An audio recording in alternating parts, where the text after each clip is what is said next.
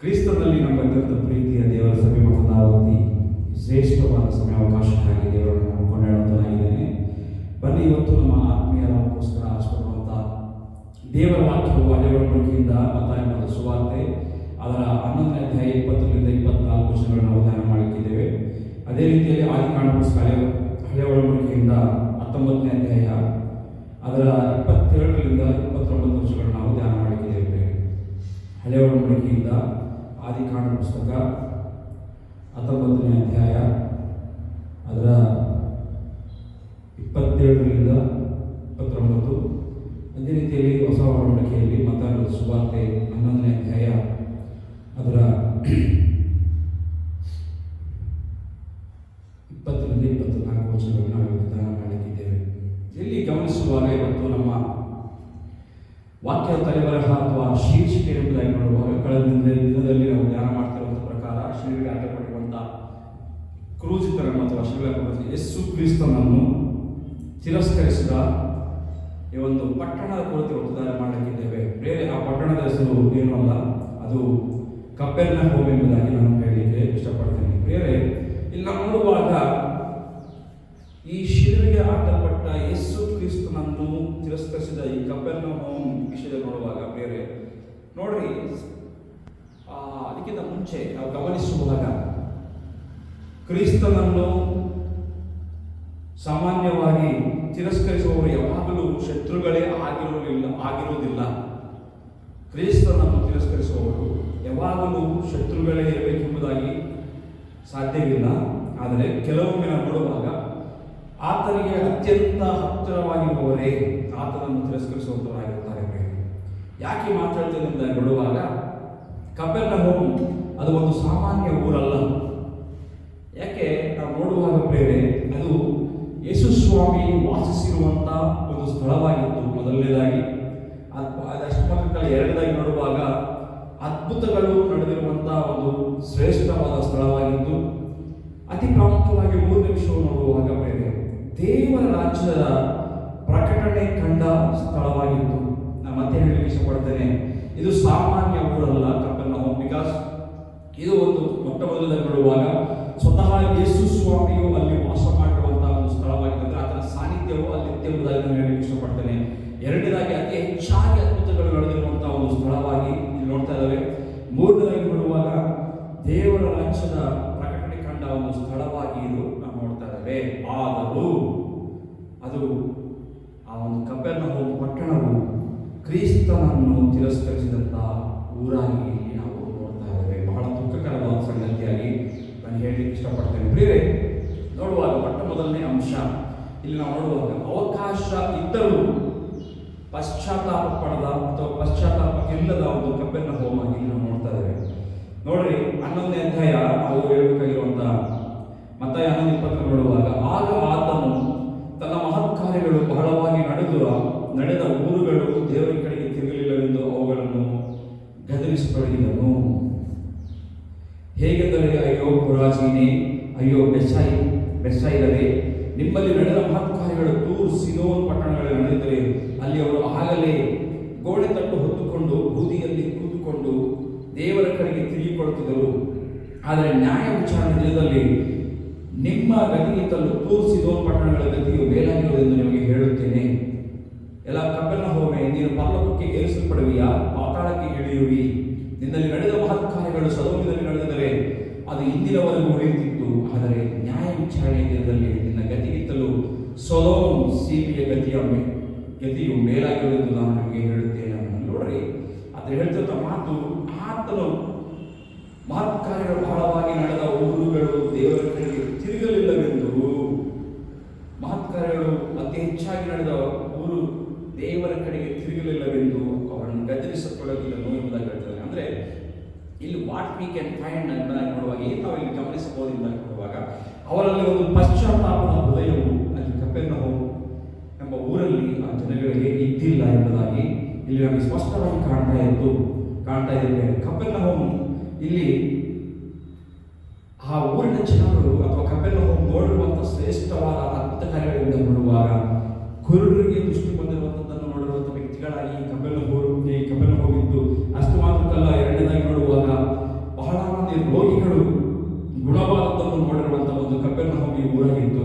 ಅಷ್ಟು ಮಾತ್ರಕ್ಕಲ್ಲ, ಹೆಚ್ಚಾಗಿ ಇಲ್ಲಿ ದೆವ್ವಗಳು ಸಹ ಬಿಡಿಸಲ್ಪಟ್ಟ ಅಥವಾ ದೆವ್ವಗಳು ಹೊರಹಾಕಲ್ಪಟ್ಟಿರುವಂತಹ ಒಂದು ಊರಾಗಿ ಈ ಕಪೆರ್ನಹೂಮ್ ಇತ್ತು. ಪ್ರಿಯರೇ, ಆದರೂ ಸಹ ಇವರಲ್ಲಿ ಪಶ್ಚಾತ್ತಾಪವು ಇಲ್ಲ. ಇಲ್ಲಿ ಒಂದು ಆತ್ಮೀಯ ಸತ್ಯವನ್ನು ನಾವು ತಿಳ್ಕೋಬೇಕಾಗಿದೆ. ಪ್ರಿಯರೇ, ಗಮನಿಸಿ, ಯೇಸುವಿನ ಸಾನ್ನಿಧಿ ಅಥವಾ ಯೇಸುವಿನ ಸನ್ನಿಧಿ ಸಾಕಾಗುವುದಿಲ್ಲ. ಕೇವಲ ನಾವು ಯೇಸುವಿನ ಸನ್ನಿಧಿ ಮಾತ್ರ ಇತ್ತು ಅಂದರೆ ಅಲ್ಲಿದ್ದ ಅಲ್ಲಿ ವಾಸಸ್ಥಳವಿತ್ತು, ಆತನ ಅಲ್ಲೇ ಜೀವನ ಮಾಡಿದ್ದ. ಆದರೆ ಸಹ ಅಲ್ಲಿ ಅವರಲ್ಲಿ ಪಶ್ಚಾತ್ತಾಪ ಇಲ್ಲ. ಇಲ್ಲಿ ನಾವು ಅನೇಕ ಸಲ ಹೊಂದಿಕೊಳ್ಳುವ ವಿಷಯ ಏನೆಂಬುದಾಗಿ ನೋಡುವಾಗ, ಪ್ರಿಯರೇ, ನಾವು ಯೇಸುವಿನ ಸನ್ನಿಧಿಯಲ್ಲಿ ನಾವು ಜೀವನ ಮಾಡ್ತಾ ಇದ್ದೇವೆ. ಆತನ ಪ್ರತ್ಯೇಕತೆ, ಆತನ ಒಂದು ಪ್ರಸನ್ನತೆ ನಮ್ಮ ಮಧ್ಯದಲ್ಲಿದೆ, ನಾವು ಅಂದುಕೊಳ್ತಾ ಇರ್ತೇವೆ. ದೇವರ ಸನ್ನಿಧಾನದಲ್ಲಿ ನಾವು ಸಮಯ ಗೆಲ್ತಾ ಇದ್ದೇವೆ. ಆದರೆ ಪಶ್ಚಾತ್ತಾಪದ ಇಲ್ಲದ ಜೀವನ ಅದು ಯಾವುದಕ್ಕೂ ಉಪಯೋಗ ಆಗುವುದಿಲ್ಲ ಎಂಬ ಸತ್ಯವನ್ನು ಇಲ್ಲಿ ನಾವು ತಿಳ್ಕೊಳ್ಬೇಕೆಂಬುದಾಗಿ ನಾನು ಹೇಳಲಿಕ್ಕೆ ಇಷ್ಟಪಡ್ತೇನೆ. ನೋಡ್ರಿ, ಇಲ್ಲಿ ಗಮನಿಸಿದ್ರೆ ಯೇಸುವಿನ ಸಮೀಪದಲ್ಲಿದ್ದರೂ ಹೃದಯ ಬದಲಾಗದಿದ್ದರೆ ಅದು ಬಹಳ ಅಪಾಯಕಾರಿ ಎಂಬುದಾಗಿ ಹೇಳಲಿಕ್ಕೆ ಕೂಡ ನಾನು ಇಷ್ಟಪಡ್ತೇನೆ. ಮತ್ತು ಸಹ ಹೇಳ್ತೇನೆ, ಯೇಸುವಿನ ಸಮೀಪದಲ್ಲಿ ಇದ್ದರೂ ಸಹ ನಮ್ಮ ಹೃದಯ ಒಂದು ವೇಳೆ ಬದಲಾಗದೇ ಇದ್ದರೆ ಅದು ತುಂಬಾ ತುಂಬಾ ತುಂಬಾ ಅಪಾಯಕಾರಿಯಾದ ಸಂಗತಿ ನಮ್ಮ ಆತ್ಮೀಯ ಜೀವನದಲ್ಲಿ. ಎರಡನೇದಾಗಿ ನೋಡುವಾಗ ಶಿಲುಬೆಯನ್ನು ತಿರಸ್ಕರಿಸುವುದು. ನಾವು ಗಮನಿಸುವಾಗ ಪ್ರಿಯರೇ, ಶಿಲುಬೆಯನ್ನು ತಿರಸ್ಕರಿಸುವುದು ಇದಕ್ಕೆ ಏನಕ್ಕೆ ಸಮಾನ ಎಂಬುದಾಗಿ ನೋಡುವಾಗ, it is nothing but rejecting the Christ. ಅಂದ್ರೆ ಶಿಲುಬೆಯನ್ನು ತಿರಸ್ಕರಿಸುವಂಥದ್ದು ಕ್ರಿಸ್ತನನ್ನು ತಿರಸ್ಕರಿಸುವ ಎಂಬುದಾಗಿ ನಾವು ಗಮನಿಸಬೇಕು. ಇಲ್ಲಿ ನೋಡ್ರಿ, ಯೇಸು ಕೇವಲ ಅದ್ಭುತ ಕಾರ್ಯಗಳಾಗಿ ಮಾಡಲಿಕ್ಕೆ ಬಂದವನಲ್ಲ. ಆತನು ಶಿಲುಬೆಗೆ ಸಹ ಹೋಗಲಿಕ್ಕೆ, ಶಿಲುಬೆ ಮೇಲೆ ತನ್ನ ಪ್ರಾಣವನ್ನು ಅರ್ಪಿಸಲಿಕ್ಕೆ, ಆ ಕಲವರಿ ಕ್ರೂಸೆಯಲ್ಲಿ ತನ್ನನ್ನು ತಾನು ಸಮರ್ಪಣೆ ಮಾಡಿಕೊಳ್ಳಲಿಕ್ಕೆ, ಬಲಿಯಾಗಿ ಆಗಲಿಕ್ಕೆ ಅದನ್ನು ಬಂದಿರುವಂಥ ವ್ಯಕ್ತಿಯಾಗಿದ್ದಾನೆ. ಇಲ್ಲಿ ನೋಡಿ, ಕಪೆರ್ನಹೂಮ್ ಸ್ವೀಕರಿಸಿರುವಂತಹ ವಿಷಯಗಳೇನೆಂಬುದಾಗಿ ನೋಡುವಾಗ ಅದು ಆಶೀರ್ವಾದಗಳನ್ನು ಸ್ವೀಕಾರ ಮಾಡಿದೆ, ಅದ್ಭುತ ಕಾರ್ಯಗಳನ್ನು ಸ್ವೀಕಾರ ಮಾಡಿದೆ, ಆಶ್ಚರ್ಯ ಕಾರ್ಯಗಳನ್ನು ಸ್ವೀಕಾರ ಮಾಡಿದೆ, ಎಷ್ಟೊಂದು ಗುಣವಾಗಿರುವಂತಹ ಸಂಗತಿಗಳನ್ನು ಸ್ವೀಕಾರ ಮಾಡಿದೆ. ಆದರೆ ಅದು ತಿರಸ್ಕರಿಸುವಂತಹ ವಿಷಯ ಏನೆಂಬುದಾಗಿ ನೋಡುವಾಗ ಪ್ರೇರೆ, ಪಶ್ಚಾತ್ತಾಪವನ್ನು ತಿರಸ್ಕರಿಸುವಂತಹ ಊರಾಗಿ ಇಲ್ಲಿ ಕಪೆರ್ನಹೂಮ್ ನಮಗೆ ಸ್ಪಷ್ಟವಾಗಿ ಕಾಣ್ತಾ ಇದೆ. ಅದರ ಅರ್ಥ ಶಿಲುಬೆಯನ್ನು ತಿರಸ್ಕರಿಸುವಂತ ಕಪೆರ್ನಹೂಮ್ ಆಗಿ ನಮಗೆ ಇಲ್ಲಿ ಸ್ಪಷ್ಟವಾಗಿ ಕಾಣ್ತಾ. ಅಂದ್ರೆ ಶಿಲುಬೆಗೆ ಹಾಕಲ್ಪಟ್ಟಿರುವಂತಹ ಯೇಸು ಕ್ರಿಸ್ತನನ್ನೇ ತಿರಸ್ಕಾರ ಮಾಡುವಂತ ಒಂದು ಊರಾಗಿ ಈ ಕಪೆರ್ನಹೂಮ್ ನಮಗೆ ಸ್ಪಷ್ಟವಾಗಿ ಕಾಣುವಂತಾಗಿದೆ. ಇಲ್ಲಿ ನಮ್ಮ ಆತ್ಮೀಯ ಸತ್ಯತೆ ಏನು ತಿಳ್ಕೋಬೇಕು ಎಂಬುದಾಗಿ ನೋಡುವಾಗ, ಶಿಲುಬೆಯನ್ನು ತಿರಸ್ಕರಿಸಿದರೆ, ಮತ್ತೊಂದು ಸಾರಿ ಹೇಳ್ತೇನೆ, ಶಿಲುಬೆಯನ್ನು ತಿರಸ್ಕರಿಸಿದರೆ ಕ್ರಿಸ್ತನನ್ನೇ ತಿರಸ್ಕರಿಸುವಂತಾಗಿದೆ ಎಂಬ ಸತ್ಯವನ್ನು ನಾವು ತಿಳ್ಕೋಬೇಕು. ಪ್ರಾಮುಖ್ಯವಾಗಿ ನೋಡ್ರಿ, ಕಿರೀಟವನ್ನು ಬಯಸುವವರು ಅನೇಕ ಮಂದಿ ಇವತ್ತು ಇರಬಹುದು ಬೇರೆ, ಆದರೆ ಶಿಲುಬೆಯನ್ನು ಸ್ವೀಕರಿಸುವಂತ ವ್ಯಕ್ತಿಗಳು ನಮ್ಮ ಮಧ್ಯದಲ್ಲಿ ಬಹಳ ಮಂದಿ ಇಲ್ಲ. ಕೇವಲ ಕೊಂಚವು ಮಾತ್ರ ಶಿಲುಬೆ ಇಷ್ಟಪಡುವವರು ಬಹಳ ಕಮ್ಮಿ ಇವತ್ತು ದಿನದಲ್ಲಿ ನಾವು ನೋಡುವಾಗ, ನಾವು ಗಮನಿಸುವಾಗ. ಕಿರೀಟ ಬೇಕು, ಜನಗಳಿಗೆ ಆಶೀರ್ವಾದ ಬೇಕು, ಜೀವಮಾನ ಬೇಕು, ಆದರೆ ಶಿಲುಬೆ ಬೇಡವಾಗಿದೆ. ಪ್ರೇರೆ, ಈ ಸತ್ಯವನ್ನು ನಾವು ತಿಳ್ಕೋಬೇಕು. ಪ್ರೇರೆ, ನಮ್ಮ ಹೃದಯಗಳು ಇವತ್ತು ಯಾವ ರೀತಿಯಲ್ಲಿದೆ ನಾವು ನೋಡುವಾಗ 3 ನಿಮಿಷಕ್ಕೆ ನಾವು ಹೋಗೋಣ. ಸದೋಮಿಗಿಂತ ಕಪೆರ್ನಹೂಮ್ ಸ್ಥಿತಿ ಭಯಾನಕ ಎಂಬುದಾಗಿ ಯೇಸು ಸ್ವಾಮಿಯಲ್ಲಿ ಆತನು ಹೇಳ್ತಾ ಇದ್ದಾನೆ. ಏನಕ್ಕೆ ಎಂಬುದಾಗಿ ನೋಡುವಾಗ, ಸದೋಮ್ ಪಟ್ಟಣವು ಅದು ಕೂಡ ಪಾಪದಿಂದಲೇ ನಾಶನವಾಗಿರುವ ಪಟ್ಟಣವಾಗಿ ನಮಗೆ ಕಾಣ್ತಾ ಇದೆ. 19ನೇ 27, 29, 28 ವರ್ಷಗಳು ನೋಡುವಾಗ ಪ್ರೇರೆ, ನಾವು ಓದ್ಕೊಂಡು ಬರೋಣ. ಇತ್ತಲಾಗಿ ಅಬ್ರಹಾಮನು ಬೆಳಗ್ಗೆ ಎದ್ದು ತಾನು ಯೆಹೋವನ ಸನ್ನಿಧಿಯಲ್ಲಿ ನಿಂತಿದ್ದ ಸ್ಥಳಕ್ಕೆ ತಿರುಗಿ ಬಂದು ಸದೋಮ್ ಗೋಮರಗಳ ಕಡೆಗೂ ಆ ಎಲ್ಲಾ ಸೀಮೆಯ ಕಡೆಗೂ ನೋಡಿದಾಗ, ಅಯ್ಯೋ, ಆ ಪ್ರದೇಶದಿಂದ ಹೊಗೆಯು ಆವಿಗೆಯ ಹೊಗೆಯಂತೆ ಏರಿತು. ದೇವರು ಆ ಸೀಮೆಯ ಪಟ್ಟಣಗಳನ್ನು ನಾಶ ಮಾಡಿದಾಗ ಲೋಟನು ವಾಸವಾಗಿದ್ದ ಊರುಗಳನ್ನು ಕೆಡವಿದರು. ಅಬ್ರಹಾಮನನ್ನು ನೆಲೆಸಿ ಲೋಟನನ್ನು ತಪ್ಪಿಸಿ ಕಾಪಾಡಿದರು. ಇಲ್ಲಿ ನೋಡ್ರಿ, ಗಮನಿಸುವಾಗ ಬೇರೆ ಈ ಸದೋಮ್ ಪಟ್ಟಣವು ಕೂಡ ಪಾಪದಿಂದ ನಾಶನವಾಗಿರುವಂತಹ ಪಟ್ಟಣವಾಗಿ ನಮಗೆ ಕಾಣ್ತಾ ಇದೆ. ಅಬ್ರಹಾಮನನ್ನು ನೋಡುವಾಗಲೇ ಹೊಗೆ ಏರುತ್ತಿರುವುದನ್ನು ನೋಡ್ತಾ ಇದ್ದಾನೆ ಎಂಬುದಾಗಿ ನಾವು ಹೇಳ್ತಿರುವಂಥದ್ದನ್ನು ನೋಡ್ತಾ ಇದ್ದೇವೆ. ಆದರೆ ಇಲ್ಲಿ ಯೇಸು ಸ್ವಾಮಿ ಏನು ಹೇಳ್ತಿದ್ದಾರೆ, ಮತ್ತಾಯ 11ನೇ ಅಧ್ಯಾಯ 24ನೇ ವರ್ಷದಲ್ಲಿ ಅಲ್ಲಿ ನೋಡುವಾಗ ಪ್ರೇರೆ, ಯೇಸು ಸ್ವಾಮಿ ಹೇಳ್ತಿದ್ದ ಮಾತು, ಆದರೆ ನ್ಯಾಯ ವಿಚಾರಣೆಯಲ್ಲಿ ನಿನ್ನ ಗತಿಗಿಂತಲೂ ಸದೋಮ್ ಸೀಮೆಯ ಗತಿಯು ಮೇಲಾಗಿರುವುದು ಎಂದು ನಾನು ನಿಮಗೆ ಹೇಳುತ್ತೇನೆ ಅಂತ ಹೇಳ್ತೇನೆ. ಎಲ್ಲ ಗಮನಿಸಿರಿ, ಸದೋಮಿಗಿಂತ ನಿನ್ನ ಏನಂತೆ, ಸದೋಮಿಗಿಂತ ನಿನ್ನ ಸ್ಥಿತಿ ನ್ಯಾಯೋಚ್ಚಾರಣೆಯಲ್ಲಿ ದಿನ ಸದೋಮ ಸೇವೆ ಗತಿಗಿಂತ ಸದೋಮ ಸೇವೆ ಗತಿಯು ಮೇಲಾಗಿರುವ ದಿನಸ್ಥಿತಿಗಿಂತ ಅಂತ ಹೇಳ್ತಾ ಇದ್ದಾನೆ. ನೋಡ್ರಿ, ನಿನ್ನ ಗತಿಗಿಂತ ಸದೋಮ ಸೇವೆ ಗತಿ ಮೇಲಾಗಿದ್ದ ಗತಿ ಹೇಳಲಿಕ್ಕೆ ಉದ್ದೇಶ ಏನಕ್ಕೆ ಎಂಬುದಾಗಿ ನಾವು ನೋಡುವಾಗ, ಸದೋಮ ಪಟ್ಟಣದಲ್ಲಿ ಅವತ್ತು ನಾವು ನೋಡುವಾಗ ಅಜ್ಞಾನದಲ್ಲಿ ಪಾಪ ಮಾಡುವಂಥ ಪಟ್ಟಣವಾಗಿ ಕಾಣ್ತಾ ಇದೆ. ಪ್ರಿಯರೇ, ಕಪೆರ್ನಹೂಮಿನಲ್ಲಿ ತಿಳಿದಿದ್ದರೂ ಸಹ ತಿರಸ್ಕಾರ ಮಾಡ್ತಾ ಇದೆ. ಯಾಕಂದ್ರೆ ಸದೋಮ ಪಟ್ಟಣದಲ್ಲಿ ನಾವು ನೋಡುವಾಗ, ಸದೋಮ ಊರಲ್ಲಿ ಆ ಒಂದು ಪಟ್ಟಣದಲ್ಲಿ ಬೇರೆ ಡೈರೆಕ್ಟ್ ಆಗಿ ದೇವರನ್ನು ಅರಿಯದಂಥ ವ್ಯಕ್ತಿಗಳು ಅಥವಾ ದೇವರ ಒಂದು ಪ್ರಸಂಗ ಇರುವಂಥ ಒಂದು ಪಟ್ಟಣವಾಗಿ ನೀವು ನೋಡ್ಬೋದು. ಆದರೆ ಕಪೆರ್ನಹೂಮ್ ಹಂಗಲ್ಲ. ಸ್ವತಃ ಯೇಸು ಸ್ವಾಮಿ ಅವರ ಮಧ್ಯದಲ್ಲಿ ವಾಸ ಮಾಡಿರುವಂಥ ಒಂದು ಪಟ್ಟಣವು, ಅನೇಕ ಅದ್ಭುತ ಕಾರ್ಯಗಳನ್ನು ಪಟ್ಟಣವು, ಅನೇಕ ಶ್ರೇಷ್ಠವಾದ ಆಶೀರ್ವಾದಗಳನ್ನು ಪಡೆದುಕೊಳ್ಳುವಂಥ ಪಟ್ಟಣವು. ಆದರೂ ಸಹ ಬೇರೆ ಇವರಿಗೆ ಏನಿಲ್ಲ, ಪಶ್ಚಾತ್ತಾಪವು ಇಲ್ಲ. ಕಪೆರ್ನಹೂಮ್ ತಿಳಿದು ತಿಳಿದು ತಿಳಿದು ತಿಳಿದು ಯೇಸು ಕ್ರಿಸ್ತನನ್ನು ಇಲ್ಲಿ ತಿರಸ್ಕಾರ ಮಾಡುವಂಥ ಒಂದು ಪಟ್ಟಣವಾಗಿ, ಒಂದು ಊರಾಗಿ ನಮಗೆ ಕಾಣ್ತಾ ಇದೆ. ಆತ್ಮೀಯ ಸತ್ಯ ನಾವು ಏನು ಗ್ರಹಿಸಬೇಕೆಂಬುದಾಗಿ ನೋಡುವಾಗ, ಪ್ರಿಯರೇ, ಆ ಒಂದು ಕೃಪೆ ಏನು, ಆ ಕೃಪೆ ಆ ಸದೋಮ ಪಟ್ಟಣದಲ್ಲಿ ದೇವರು ಅವರ ಮಧ್ಯದಲ್ಲಿ ಡೈರೆಕ್ಟ್ ಆಗಿ ಅವರು ವಾಸ ಮಾಡಲಿಕ್ಕೆ ಅವಕಾಶ ಅಂದರೆ ಇಲ್ಲ. ಅಜ್ಞಾನದಲ್ಲಿ ಪಾಪ ಗೊತ್ತಿಲ್ಲದೆ ಪಾಪ ಮಾಡಿದರು. ಆದರೆ ಇಲ್ಲಿ ನೋಡುವಾಗ ಕಪೆರ್ನಹೂಮಿನಲ್ಲಿ ದೇವರ ಯೇಸು ಸ್ವಾಮಿ ಕೃಪೆ, ಅಂದರೆ ಯೇಸು ಸ್ವಾಮಿ ಅವರ ಮಧ್ಯದಲ್ಲಿ ವಾಸ ಮಾಡಿದ್ದಾನೆ, ಅನೇಕ ಶ್ರೇಷ್ಠ ಕಾರ್ಯಗಳನ್ನು ಮಾಡಿದ್ದಾನೆ. ಅಂದರೆ ದೇವರ ಕೃಪೆ ಅವರ ಜೀವನದಲ್ಲಿ ಅವರು ನೋಡಿಯೂ ಸಹ ಆತನನ್ನು ತಿರಸ್ಕಾರ ಮಾಡಿದ್ದಾರೆ. ಇಲ್ಲಿ ಗಮನಿಸಲಿ, ಕೃಪೆಯನ್ನು ತಿರಸ್ಕರಿಸುವುದು ಪಾಪಕ್ಕಿಂತ ಬಹಳ ಬಹಳ ಭಯಾನಕರವಾಗಿರುವಂಥ ವಿಷಯ ಎಂಬುದಾಗಿ ನಾನು ಹೇಳಲಿಕ್ಕೆ ಇಷ್ಟಪಡ್ತೇನೆ. ಪ್ರಾಮುಖ್ಯವಾಗಿ ನಾವು ತಿಳ್ಕೋಬೇಕಾದ ವಿಷಯ ಎಂಬುದಾಗಿ ನೋಡುವಾಗ, ಸದೋಮ ರಕ್ಷಕರನ್ನು ನೋಡಲಿಲ್ಲ. ಮತ್ತೊಂದು ಸಾರಿ ಹೇಳಲಿಕ್ಕೆ ಇಷ್ಟಪಡ್ತೇನೆ, ಸದೋಮ ಡೈರೆಕ್ಟ್ ಆಗಿ ರಕ್ಷಕರನ್ನು ನೋಡಲಿಲ್ಲ. ಆದರೆ ಕಪೆರ್ನಹೂಮ್ ನೋಡಿದರೂ ಸಹ ಯೇಸು ಕ್ರಿಸ್ತನನ್ನು ತಿರಸ್ಕರಿಸುವಂಥ ಒಂದು ಊರಾಗಿ ನಮಗೆ ಕಾಣ್ತಾ ಇದೆ. ಇಲ್ಲಿ ನಾವು 4 ನಿಮಿಷ ನೋಡುವಾಗ, ಯೇಸುವಿನ ಹೃದಯ ಅದು ಕೋಪವಲ್ಲ ಪ್ರಿಯರೇ. ಇಲ್ಲಿ ನಮಗೆ ಆತನ ಮಾತುಗಳು ಕೆಲವರಿಗೆ ಕೋಪದ ರೀತಿಯಲ್ಲಿ ಕಾಣ್ತಾ ಇರ್ಬೋದು. ಆದರೆ ಇಲ್ಲಿ ನಾವು ಗಮನಿಸಬೇಕಾಗಿರುವಂಥ ವಿಷಯ, ಯೇಸುವಿನ ಹೃದಯ ನಾವು ಗಮನಿಸಿದರೆ ಅದು ಕೋಪವಲ್ಲ, ಆದರೆ ಆತನಿಗಿರುವಂಥ ನೋವನ್ನು ಆತನು ವ್ಯಕ್ತಪಡಿಸ್ತಿದ್ದಾನೆ ಎಂಬ ವಿಷಯವನ್ನು ಅರ್ಥ ಮಾಡ್ಕೋಬೇಕು. ಅಲ್ಲಿ ಹೇಳ್ತಾ ಇದ್ದಾನೆ 11ನೇ ಅಧ್ಯಾಯ 20 ಯೇಸು ಅದನ್ನು ನೋಡಿ ಗದರಿಸತೊಡಗಿದನು ಎಂಬುದಾಗಿ. ಆದರೆ ಅದು ಕೋಪದಿಂದ ಅಲ್ಲ, ಬೇರೆ ತಿರಸ್ಕೃತ ಪ್ರೀತಿಯಿಂದ, ಅಂದರೆ ಆತನ ನೋವಿನಿಂದ, ಆ ಪ್ರೀತಿ ಅಂದರೆ ತಿರಸ್ಕಾರ ಮಾಡಿದೆಂಬ ಒಂದು ನೋವು ತುಂಬಿರುವಂಥ ಪ್ರೀತಿಯಿಂದ ಆತನು ಮಾತನಾಡ್ತಿರುವಂಥ ನೋವು ಎಂಬುದಾಗಿ ನಾವು ಅರ್ಥ ಮಾಡ್ಕೋಬೇಕು. ಇಲ್ಲಿ ಆತ್ಮೀಯ ಸತ್ಯತೆ ಏನು ಗ್ರಹಿಸ್ಕೋಬೇಕು ಪ್ರಿಯರೇ, ದೇವರ ನ್ಯಾಯ ನಾವು ಗಮನಿಸೋದಾದ್ರೆ ತಿರಸ್ಕೃತ ಪ್ರೀತಿಯಿಂದ ಬರುವಂಥದ್ದಾಗಿದೆ. ದೇವರ ನ್ಯಾಯವು, ದೇವರ ನ್ಯಾಯ ತೀರ್ಪು ತಿರಸ್ಕೃತ ಪ್ರೀತಿಯಿಂದ ಅದು ಬರುವಂಥದ್ದಾಗಿದೆ. 5 ನಿಮಿಷ ನೋಡುವಾಗ ಇಲ್ಲಿ ಅಬ್ರಹಾಮನನ್ನು ಮತ್ತು ಕಪೆರ್ನಹೂಮ್ ನಾವು ಕಂಪೇರ್ ಮಾಡಿ ನೋಡುವಾಗ, ಬೇರೆ ಆದಿಕಾಂಡ 19 ಹೇಳುವಾಗ ಅಬ್ರಹಾಮನು ಬೆಳಗ್ಗೆ ದೇವರ ಮುಂದೆ ನಿಂತನು ಎಂಬುದಾಗಿ ವಾಕ್ಯ ಹೇಳ್ತಾ ಇದೆ. ಅವನು ದೇವರ ಮುಂದೆ ನಿಂತು ಮಾಡುವ ಕಾರ್ಯ ಏನು ಗೊತ್ತಾ? ಆತನು ಪ್ರಾರ್ಥನೆ ಮಾಡುವಂಥ, ಅಂದರೆ ವಿಜ್ಞಾಪನೆ ಮಾಡಿರುವಂಥ ವ್ಯಕ್ತಿಯಾಗಿ ಕಾಣ್ತದೆ ಮೊದಲನೇದಾಗಿ. ಎರಡನೇದಲ್ಲಿ ನೋಡುವಾಗ ಆತನು ಮಧ್ಯಸ್ಥಿಕೆ ವಹಿಸ್ತಾ ಇದ್ದಾನೆ ಲೋಟನ ಕುರಿತು ಅಥವಾ ವಿಷಯದ ಕುರಿತು. ಪ್ರಿಯರಲ್ಲಿ ಗಮನಿಸುವಾಗ, ಮೂರನೇದಾಗಿ ನೋಡುವಾಗ ಆ ವಿಷಯಗಳಿಗೆ ದೇವರಲ್ಲಿ ಸ್ಪಂದಿಸ್ತಾ ಇದ್ದಾನೆ ಎಂಬುದಾಗಿ ನಾವು ನೋಡ್ತಾ ಇದ್ದೇವೆ. ಆದರೆ ಕಪೆರ್ನಹೂಮ್ ಆ ರೀತಿ ಇಲ್ಲ. ಇಲ್ಲಿ ಅಬ್ರಹಾಮ್ ಪ್ರಾರ್ಥನೆ ಮಾಡ್ತಾ ಇದ್ದಾನೆ, ಇಂಟರ್ಸೆಷನ್ ಅಂದರೆ ವಿಜ್ಞಾಪನೆ ಮಾಡ್ತಾ ಇದ್ದಾನೆ, ಮಧ್ಯಸ್ಥಿಕೆಯನ್ನು ವಹಿಸಿಕೊಳ್ತಾ ಇದ್ದಾನೆ. ಅದಕ್ಕೋಸ್ಕರ ದೇವರಲ್ಲಿ ಸ್ಪಂದನೆಯನ್ನು ನೋಡ್ತಾ ಇದ್ದಾರೆ. ಆದರೆ ಕಪೆರ್ನಹೂಮ್ ನೋಡ್ರಿ, ಅವ್ರಿಗೆ ಗೊತ್ತಿದ್ರು ವಿಳಂಬ ಮಾಡಿದ್ದಾರೆ, ಆಲಸ್ಯ ಮಾಡಿದ್ದಾರೆ, ಡಿಲೇ ಮಾಡಿದ್ದಾರೆ. ಇಲ್ಲಿ ಯಾಕಂದರೆ ನಿರ್ಲಕ್ಷ್ಯವಾಗಿಕೊಂಡಿದ್ರು ಪ್ರಿಯರೇ, ನಿರ್ಲಕ್ಷ್ಯ ಬೇಜವಾಬ್ದಾರಿಯಿಂದ ಇದ್ದರು. ಅದಕ್ಕೋಸ್ಕರ ತಿರಸ್ಕಾರ ಮಾಡಿದ್ದಾರೆ ಎಂಬುದಾಗಿ ನಾವಿಲ್ಲಿ ಗಮನಿಸ್ತಾ ಇದ್ದೇವೆ ಪ್ರಿಯರೇ.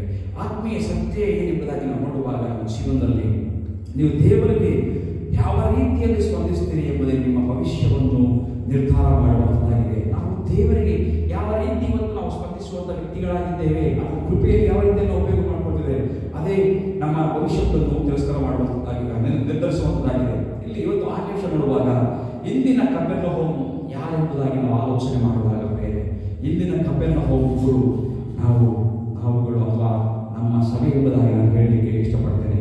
ಇದು ಕೇವಲ ಯಾವುದೋ ಒಂದು ಹಳೆಯ ಕಥೆಯಲ್ಲ, ಇದು ಇಂದಿನ ಸಭೆಯ ಎಚ್ಚರಿಕೆ. ಗಮನಿಸಿಕೊಳ್ಳ್ರಿ, ನಾವು ಸಂದೇಶಗಳನ್ನು ಕೇಳ್ತಾ ಇದ್ದೇವೆ, ಪ್ರತಿ ನಿತ್ಯವೂ 40 ಡೇಸ್ ಪ್ರೇಯರ್ 8 ವಾಕ್ಯಗಳನ್ನು ಕೇಳ್ತಾ ಇದ್ದೇವೆ, ಅಥವಾ ಪ್ರತಿ ಭಾನುವಾರ ವಾಕ್ಯಗಳನ್ನು ಕೇಳ್ತೇವೆ, ಟಿವಿಯಲ್ಲಿ ಕೇಳ್ತೇವೆ, ಮೊಬೈಲಲ್ಲಿ ಕೇಳ್ತೇವೆ. ಆದರೆ ಆದರೆ ನೋಡ್ರಿ ಆರಾಧನೆ ಮಾಡ್ತೇವೆ, ಬೈಬಲ್ ನಾವು ಎಲ್ಲ ಸತ್ಯವೇದ ನಮಗೆಲ್ಲ ಗೊತ್ತಿದೆ. ಆದರೂ ಸಹ ಇವತ್ತಿನ ಜೀವನಗಳಲ್ಲಿ ನೋಡುವಾಗ ಅನೇಕರ ಜೀವನದಲ್ಲಿ ಬದಲಾವಣೆ ಇಲ್ಲ, ಪಶ್ಚಾತ್ತಾಪವು ಇಲ್ಲ, ಸಮರ್ಪಣೆ ಜೀವನ ಇಲ್ಲ. ನಾವು ಗಮನಿಸಿದರೆ ಬೇರೆ ಇಲ್ಲಿ ಎಚ್ಚರಿಕೆ ದೇವರಿಗೆ ಕೊಡ್ತದೆ. ಕ್ರಿಸ್ತನೊಂದಿಗಿನ ಪರಿಚಯವು ನಮ್ಮ ಕೆಲವು ಸಾರಿ ನಿರ್ಲಕ್ಷ್ಯಕ್ಕೆ, ನಾವು ಕೇವಲ ಪರಿಚಯ ಎಂಬುದಾಗಿ ನಾವು ನಿರ್ಲಕ್ಷ್ಯಕ್ಕೆ ದಾರಿ ಮಾಡುವಂತಾಗಿದೆ ಪ್ರೇರೆ. ಯಾಕಂದ್ರೆ ನಾವು ಕಾಂಪ್ರಮೈಸ್ ಮಾಡಿಕೊಂಡು ನಾವು ಚೆನ್ನಾಗಿ ಗೊತ್ತು ಎಲ್ಲ ವಿಷಯಗಳು ತಿಳ್ಕೊಂಡು ನಾವು ಅನೇಕ ಸಾರಿ ನಿರ್ಲಕ್ಷ್ಯ ಮಾಡುವಂಥ ವ್ಯಕ್ತಿಗಳಾಗಿ ನಾವು ಕಾಣ್ತಾ ಇದ್ದೇವೆ. ನೋಡ್ರಿ, ಈ ಒಂದು ನನ್ನ ಪುನರುತ್ಥಾನ ದಿನಗಳ ಆಳವಾದ ಸಂದೇಶವನ್ನು ತಿಳ್ಕೋಬೇಕಾಗಿದೆ ಪ್ರೇರೆ. ನೋಡ್ರಿ, ಇದು ಕೇವಲ ಶ್ರಮಣ ಪುನರುತ್ಥಾನದಲ್ಲಿ 40 ದಿನಗಳು ಕೇವಲ ಉಪವಾಸ ಪ್ರಾರ್ಥನೆ ಮಾತ್ರ ಅಲ್ಲ, ಇದು ಕೇವಲ ಒಂದು ಆಚರಣೆಯಾಗಿ ಮಾತ್ರ ಇರುವುದಲ್ಲ, ಆದರೆ ಶಿಲುಬೆಯನ್ನು ಇದು ಸ್ವೀಕರಿಸುವಂತ ಒಂದು ಕಾಲವಾಗಿ ನಾವು ಅರ್ಥ ಮಾಡ್ಕೋಬೇಕಾಗಿದೆ.